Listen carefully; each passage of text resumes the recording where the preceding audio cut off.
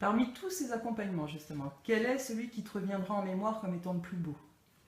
Alors, celui qui me revient en mémoire, c'est le premier accompagnement que j'ai fait quand je suis arrivée en Bretagne en 2011. Donc, c'était un jeune homme qui était en transition professionnelle et qui voulait, qui se questionnait par rapport à son orientation professionnelle. Et, et en fait, on avait commencé le coaching. Et le coaching, donc, c'est un accompagnement court sur quelques mois. Et lors de la première séance, cette personne a commencé à me raconter le chemin de sa vie, et je me suis rendu compte que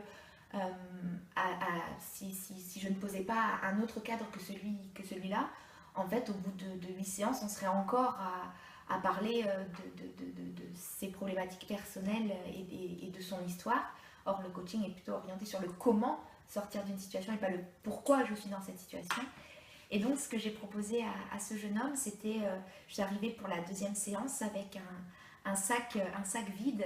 Et comme j'ai la chance de faire les coachings à l'Armor Plage, près de la plage justement, j'ai proposé à ce jeune homme de mettre dans ce sac les cailloux qui représentaient ses colères, ses tristesses, ses peines, ses échecs.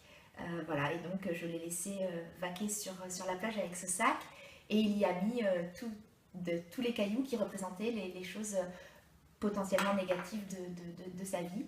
Et donc il est revenu vers moi en me disant, bah voilà, son sac était plein, et je lui ai proposé de redonner à la vie, de redonner à la mer ces cailloux, parce qu'en fait ça l'avait protégé, ça lui avait permis d'être qui il était aujourd'hui, mais qu'il n'avait pas besoin de porter tout ce poids-là aujourd'hui pour avancer. Et donc à travers un travail symbolique, il a pu redonner à la mer tous ces cailloux, et donc il est revenu vers moi, et son sac était de nouveau vide, et je lui ai proposé de re-remplir ce sac avec des cailloux qui représentaient ses joies, les personnes qu'il aimait, ses rêves, ses espoirs. Et donc je l'ai laissé re-remplir ce sac de cailloux. Et, euh, et donc voilà, donc après, en 2 heures, en fait, finalement, c'était plusieurs heures de paroles qui avaient été évacuées. Et donc il est reparti chez lui avec ce sac de cailloux plein. Et au bout de la quatrième séance, en fait, il est arrivé pour notre séance de coaching avec ce sac plein de cailloux. Et je me suis dit, que se passe-t-il? Parce qu'en fait, le coaching, c'est aussi ça, c'est qu'on ne peut pas prévoir, c'est vraiment l'accueil de l'instant présent et l'accueil de l'autre.